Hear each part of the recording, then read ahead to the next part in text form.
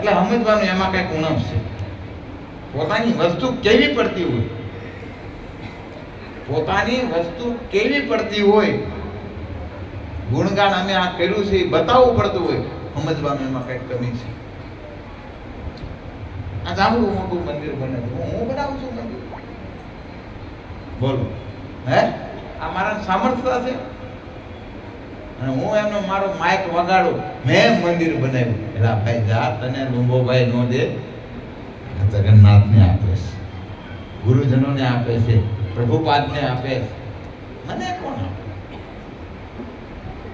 એ અહમતા બોલે છે. એનો અર્થ શું છે? એ અહમતા બોલે છે. બહુ સમજવા જેવી વાત છે. હું બહુ સત્ય કહું છું. કોઈ દી આપણે કર્યું હોય ને એને ગવાય નહીં, અને જે ગાય ને સમજવાનું પતન કહેવાય. આપણે કોઈ આપણા ગુણને ન બોલે, કર્યું હોય એને કોઈ દી ગવાય નહીં.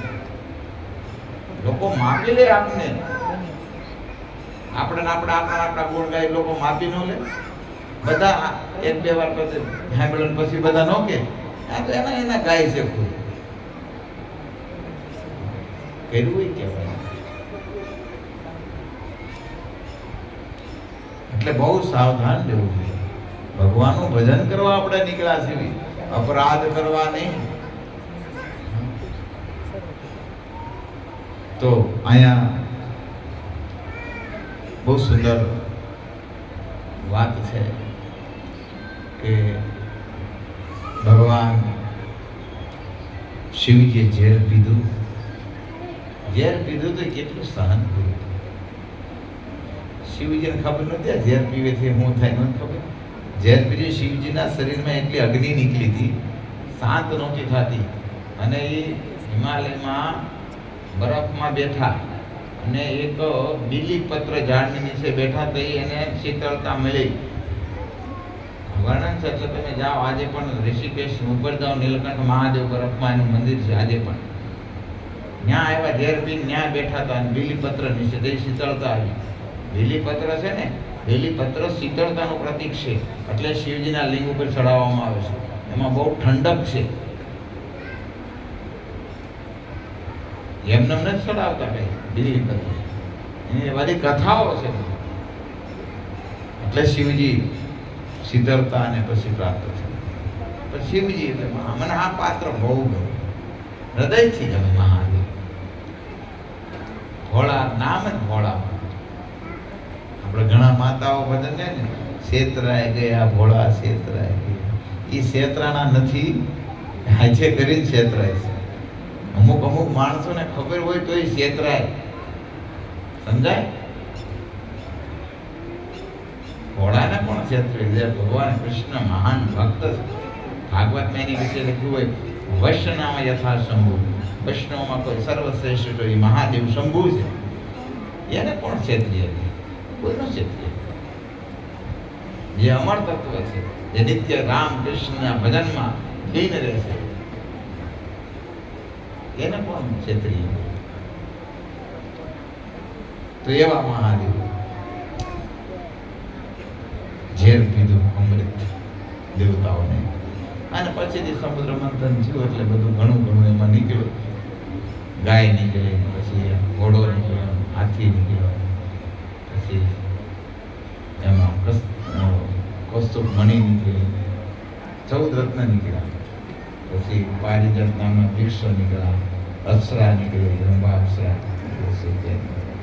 મદિરા એમાંથી નીકળે,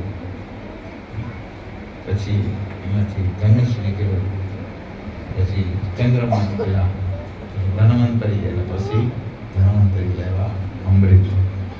અને અમૃત જ્યારે નીકળ્યું ને પછી અસુરો લઈને ભાગી ગયા, પછી ભગવાન મોહિની રૂપે પ્રગટ થયા, અસુરો પાસેથી અમૃત લઈને દેવતાઓને પીવડે. બસ આ ટૂંકમાં તો કથા એટલી છે. વાત કરતા પછી તો સમય થઈ ગયો. આ કથા 7 દી ખૂટે નહીં. 7 દિવસ 1 કલાક ને 3 કલાક કેવી તો એનું ખૂટે એટલું આમાં છુપાયેલું છે. તમે એક શ્લોક ઉપર તમને 2-3 શબ્દો ઉપર એટલું સમજાવ્યું કે અમૃતમ સ ગોસુ યથા અગ્નિ. આ કેટલું આમાં છુપાયેલું છે. તો ખૂબ ખૂબ ધન્યવાદ, તમે બધાએ સમય નીકાળ્યો. તો હવે આવે છે રથયાત્રા. શું આવે છે? રથયાત્રા. તો બધા ભક્તો તૈયાર છો ને રથયાત્રા માટે કે નહીં? તો પછી હા કરી પછી સેવા લેવી પડશે ને. પેલા સેવા કરશે તો એમાં તો આ હાય નહીં નાય નહીં. તો આ લગભગ મારી ગણિત પ્રમાણે આપણે 500 જણા બેઠા છે. તો 500 જણાએ એક એક સેવા લેવાની છે બધાએ. કઈ સેવા છે ખબર? એક એક જણાને કમસે કમ 500 જણા છે ને, એક એક જણાને 10 જણાને લાવવા. કેટલા લઈ જશું? નહીં લઈ જશું એ તો કરી શકો ને. 10 જણા લઈ શકો ન લઈ શકો? એક એક જણા 10 જણા લાવવા.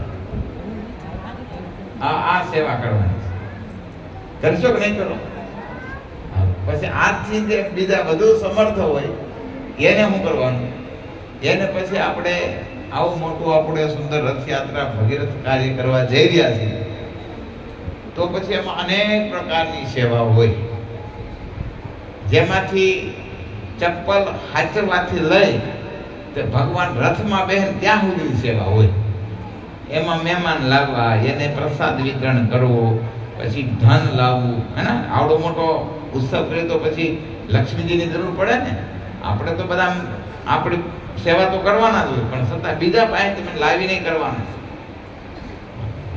તો અમારે ઉપાણાનો રજવાસી પ્રભુ કાલે મને કહેતા હતા કે પ્રભુ કે આપણે 4-5 ટીમ બનાવી અને એ 4-5 ટીમ બનાવી અને બધા સેવા કરે.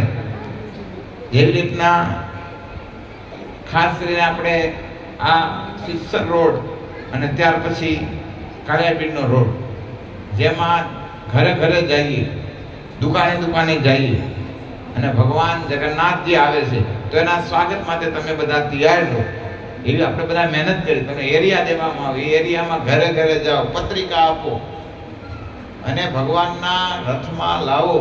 તમને બધાને ખબર છે, ભગવાનના રથયાત્રામાં જે વ્યક્તિ લાવે અને પછી કોઈ જગન્નાથજીના રથનું દોરડું કેવલ આમ પકડીને આમ કે 1 સેકન્ડ ખેંચી લીધું કહેવાય. જેટલું તો એવું વર્ણન છે કે ભગવાન જગન્નાથજીના રથના કોઈ દર્શન કરે, જગન્નાથ રથ દ્રષ્ટા પુનર્જન્મ ન વિદ્યતે.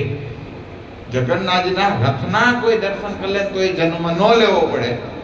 પછી એના રથનું કોઈ દોરડું ખેંચે તો એની તો ક્યાં વાત. તો તમે એના ભાગીદારી બનશો, તમને ભગવાનની પ્રેમ પ્રીતિ જગન્નાથજીની કૃપા મળશે. તો એ માટે આપણે બધાને જાગૃત થવાનું છે. તો લગભગ આવતા રવિવારે બધી જે પત્રિકાના અંતે બધું છપાઈ જશે, એટલે બધું આવી જશે, એટલે ટીમ બનાવવામાં આવશે. તો આજે જે ભક્તોને જગન્નાથજી રથયાત્રામાં સેવા કરવી છે, જેમાં ઘણી સેવાઓ, હું તો કહું બધાને કરવી છે. કરવી છે તો એક અલગ શબ્દ છે, પણ બધાએ એક દિવસ, વર્ષમાં એવા 2-3 દિવસો આવે. એક તો ખાસ કરીને જન્માષ્ટમી અને રથયાત્રા. આપણા 2 ઉત્સવ બહુ મોટા મોટા ઉત્સવ છે. રામનવમીનો પણ ઉત્સવ તો હોય છે, પણ એ બધે હોય એટલો જનરલ તો ઓછો હોય છે. એટલે રામનવમીમાં અહીંયા આપણે બપોરનો ઉત્સવ હોય, એક દિન. પણ આ રથયાત્રા બહાર નીકળવાની તો બહુ લોકોને જોડવાના હોય. એટલે આપણે બધાને રથયાત્રામાં જોડીએ. તો એ માટે જે ભક્તોને સેવા કરવી છે, માતાઓને અને પ્રભુજીઓને, અમારે